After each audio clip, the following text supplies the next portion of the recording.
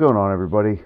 My name is John Michael, and the purpose of this video is I'm just going to be analyzing this axle clean and press session and set from a little bit ago, just to give you guys an idea about kind of how I view training and just like the things that stand out to me and what I look for, and just the focus of what I was trying to do, what I see that I can do better, and then take what you like, leave what you don't with it. Apply it to your own training. But I mean, this is kind of how I approach reviewing the tape. There's a post I posted earlier about it's important to record yourself.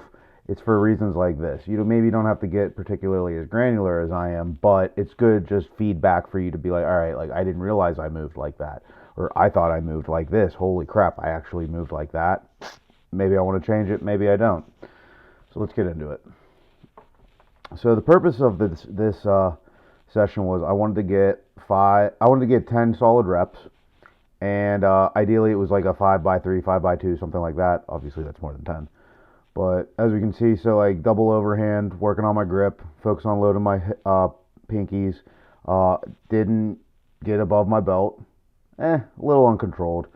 Not ideal, but it's the first set. So this is a good reference point from the sense of what's called proprioception. So I just it felt weird, right? And you can see, but that little like shimmy at the end there, that was an interesting. Anywho, I was gaining confidence and just kind of feeling the weight. So this is the second set.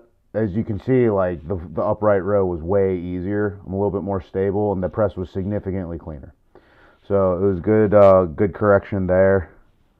There's maybe like a minute real-time difference, as you can see. All right, so all right, the thing that I really like there is so you can see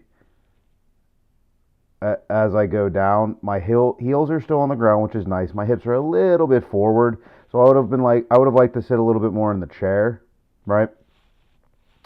But I'm pleased that I wasn't on my toes. That's a big thing. Toes, if you're a freak beast, you can get away with it, but I'm not interested in practicing that in this moment. So let's go back real quick, so the second dip.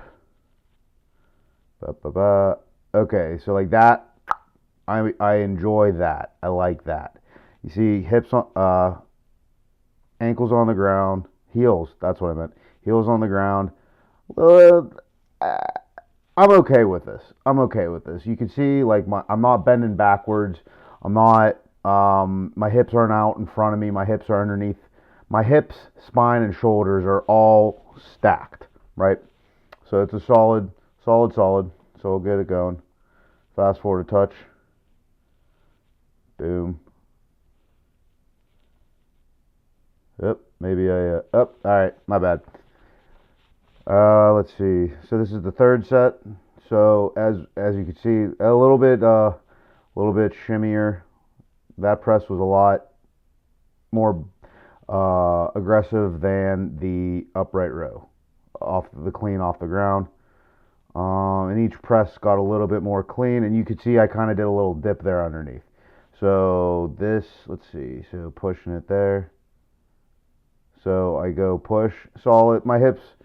You can see right there a little bit. My heel is a touch up. That's okay though. I mean, it's like you want to work on it, but like it's not going to break the bank, so to speak. And then so push it up there, and then you see how I dropped underneath it. My knees are bent, but again, like that's okay. That's okay. Push jerk is what we would call that. You got your split jerk, which is typically what you see with like an Olympic lifting, but this is more of like a strongman push jerk. And then, as we can see there, like that, so something that stood out to me on this particular clean, especially in the moment, you can kind of see because I was out, like I just was kind of all over the place. I wasn't all over the place, but what I will say is I was, let's watch it one more time.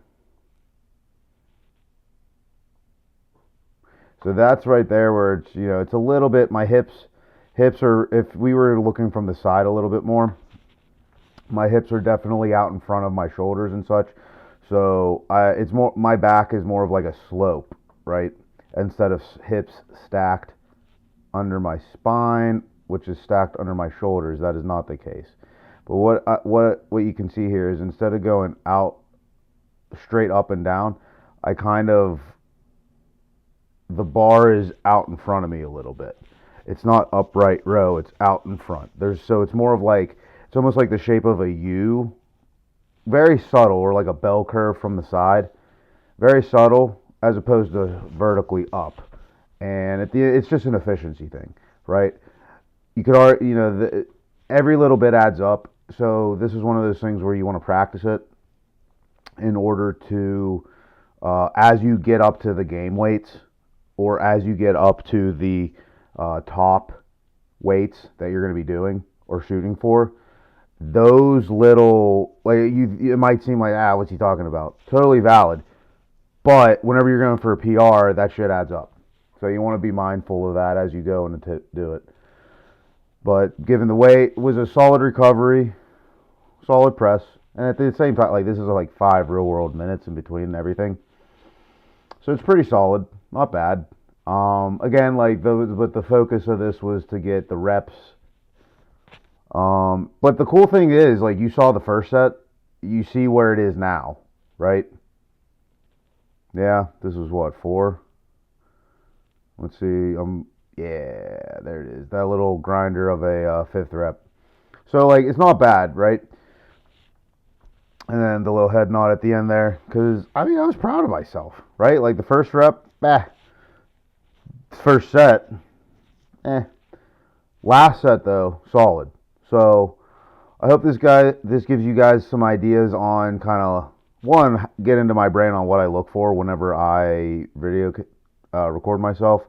But also, take what you like, leave what you don't, in terms of, what I scrutinized, what I highlighted, what I, gave kudos to, some things to think about. All of this adds up over time, right? So it's a brick by brick thing. It's corny as hell, but it's real. Brick by brick, effective, efficient movements compound over time, especially as you apply load. The load with the movement pattern, you're either raising your ceiling or lowering it.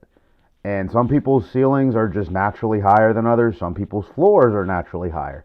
So being intentional with how you move in such a way will help maximize that ceiling height for whatever it is you're trying to do. For me, it happens to be axle clean and press in this regard. But in theory, you could apply this to anything: basketball, tennis, shot put. So something to think about. But you got any questions, let me know. Leave them down in the comments and whatnot. Shoot me a DM. I am here to help you guys and gals. So no judgment. But yeah, inspiration on obligation. I'm here to help. So let me know if you have any questions. Thank you.